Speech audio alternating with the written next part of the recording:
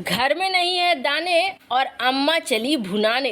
पाकिस्तान के विदेश मंत्री बिलावल भुट्टो ने भारत परमानेंट मेंबरशिप यूएनएससी में रोक दी है। क्या ऐसा हो गया है? वहीं दूसरी तरफ अमेरिका की वजह से भारत में आएगा बहुत बड़ा संकट। ऐसे में भारत क्या तैयारी कर रहा है, जानेंगे क्या है मामला। इसके अलावा बहुत कुछ, आइए जानते हैं इन खबरों को विस्तार से। पड़ोसी कंगाल पाकिस्तान खुद अपने देश में खाने के लिए दाने नहीं है और श्रीलंका बनने के रास्ते पर चल पड़ा है। लेकिन ऐसा है ना, इस देश की बड़ी अजीब हालत है। एक तरफ पाकिस्तान में कुर्सी बदलने के बाद सेना और इमरान खान के बीच लड़ाई तेज हो गई है। इमरान खान का पूर्व सूचना मंत्री था फवाद चौधरी। फवाद चौधरी न होकर इनका नाम फसाद चौधरी हो तो ज्यादा अच्छा है, क्योंकि ये जब भी कुछ बोलते हैं कुछ न कुछ फसाद तैयार हो जाता है। अब इन्होंने सेना को क्या चेतावनी दी है? इन्होंने सेना को कहा है कि पाकिस्तान की जनता इनकलाब के लिए तैयार है। अब सेना को फैसला करना है कि उन्हें इनकलाब वोटों के जरिए लेना है या फिर पाकिस्तान को श्रीलंका बनाना है। फवाद चौधरी यहीं तक नहीं रुका,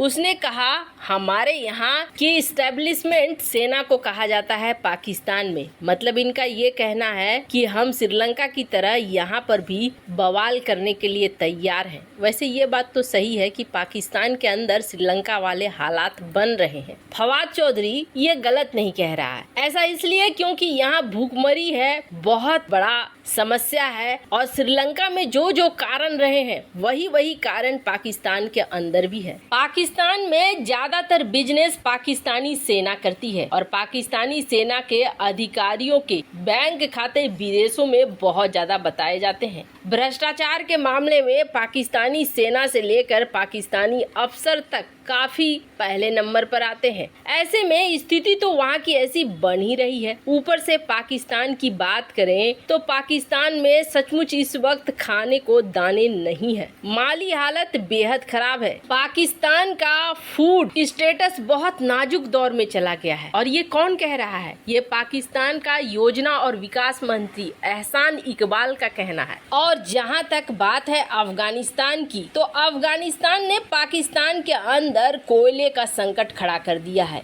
यानी बिजली भी गुल हो गया है। इस वक्त पाकिस्तान के ऊपर गिद्ध की तरह लगे हुए हैं अफगानिस्तान भी, चीन भी और तुर्की भी, अमेरिका भी। सबके अपने अपने हित हैं और सब अपने अपने हित को साधना चाहते हैं। आईएमएफ से बात चल रही है। आईएमएफ अपने शर्तों पर नचवा रहा है पाकिस्तान को, लेकिन फिर भी पाकिस्तान को कोई फायदा नहीं हो रहा है, क्योंकि अभी तक आईएमएफ ने लोन पास नहीं किया है। आईएमएफ का कहना है कि पहले स्तर तक की बातचीत हो गई है, फर्स्ट लेवल में बात पहुंच गई है, अभी आगे आने वाले लेवल में आगे की बात होगी। पर इन सब के बीच बिलावल भुट्टो ने एक ऐसी बात कह दी है जिसे सुनकर या तो हंसी आएगा या रोना आएगा, क्योंकि बिलावल भुट्टो ने वो बात कही है जो अभी तक हुआ ही नहीं है। पाकिस्तान के विदेश मंत्री बिलावल भुट्टो जरदारी ने भारत को लेकर एक बड़ा दावा किया है। उन्होंने पाकिस्तानी मीडिया की एक खबर को शेयर करते हुए कहा कि पाकिस्तान ने रोक दिया है यूएनएससी में भारत का परमानेंट मेंबरशिप। हालांकि इस ट्वीट के बाद से ही बिलावल के दावे पर सवाल खड़े होने लगे, क्योंकि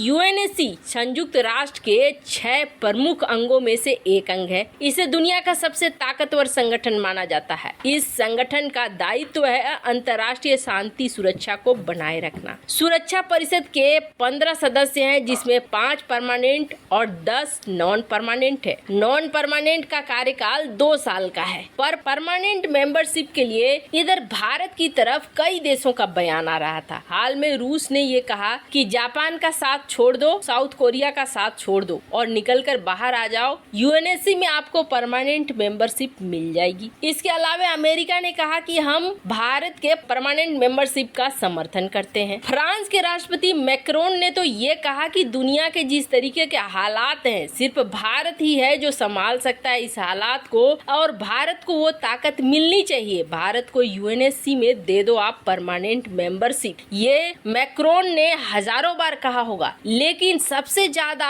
बड़ा और बलपूर्वक कहा था जब राष्ट्रपति पुतिन से मैक्रोन ने बात किया था युद्ध को रोकने के लिए, और उसके बाद कोई हल नहीं मिला था। तब मैक्रोन की इस बयान को बहुत प्रमुखता से छापा गया था, क्योंकि उन्हें ऐसा लगा था कि दुनिया को संकट से बचाने के लिए एक ऐसे देश की जरूरत है जो मजबूत हो, निष्पक्ष हो, और उनके दिमाग में भारत का ही नाम आया था। पर ये सब कुछ अभी बातों के स्तर तक ही है। भारत भी कहता है कि यूएनएससी में रिफॉर्म की जरूरत है और ये रिफॉर्म होना चाहिए, बदलाव होना चाहिए, ताकि भारत यहाँ अपने पोजीशन को सुदृढ़ कर सके। पर इन सब के बीच में जब ये बवाल मची रहा है कि यूएनएससी में परमानेंट मेंबरशिप भारत को दी जाए या नहीं दी जाए, अब तो यहाँ तक भारत की दावेदारी मजबूत हो गई है कि 2023 में भारत की जनसंख्या हो जाएगी सबसे ज्यादा, चीन को भी पार कर जाएगी। अब आधिकारिक तौर पर भारत के पास एक पॉइंट आ जाता है, जिस पॉइंट के बेस पे भारत कहेगा यूएनएससी में कि हम दुनिया की सबसे बड़ी जनसंख्या वाले देश हैं और हम ही यूएनएससी में परमानेंट मेंबर नहीं है। ये कहाँ का न्याय है? और इस एक पॉइंट की वजह से भारत को पहले से भी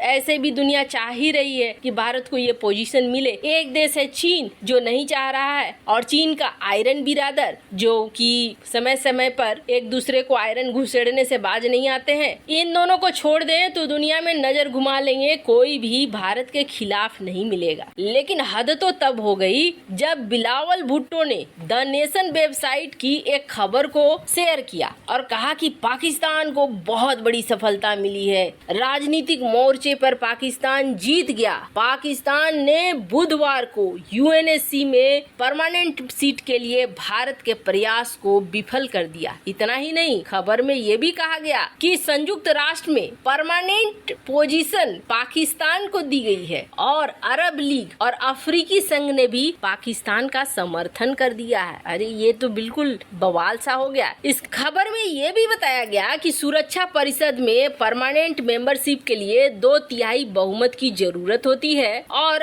आधे सदस्यों का समर्थन भारत को नहीं मिला। इतना ही नहीं, इस खबर में ये भी कहा गया कि भारत पर कश्मीर में मानवाधिकार के उल्लंघन का आरोप भी लगाया गया। आगे कुछ नहीं बचा तो ये भी लिख दिया कि भारत ने हमेशा यूएन के प्रस्तावों का उल्लंघन किया है। पर पहली नजर में ही ये पूरा का पूरा दावा झूठा साबित हो रहा है। दरअसल संयुक्त राष्ट्र की अंतर सरकारी वार्ता एक बैठक होती है, इसमें कोई मतदान या उम्मीदवारी नहीं होती है, और ये सब कुछ जो भी ये कह रहे हैं ये बिल्कुल झूठ है, एक प्रोपेगेंडा को फिर से हवा दे रहे हैं। वैसे इस मामले में आपकी क्या राय है? कमेंट कर जरूर बताएं। जल्द मिलते हैं अगले वीडियो में नई खबर के साथ।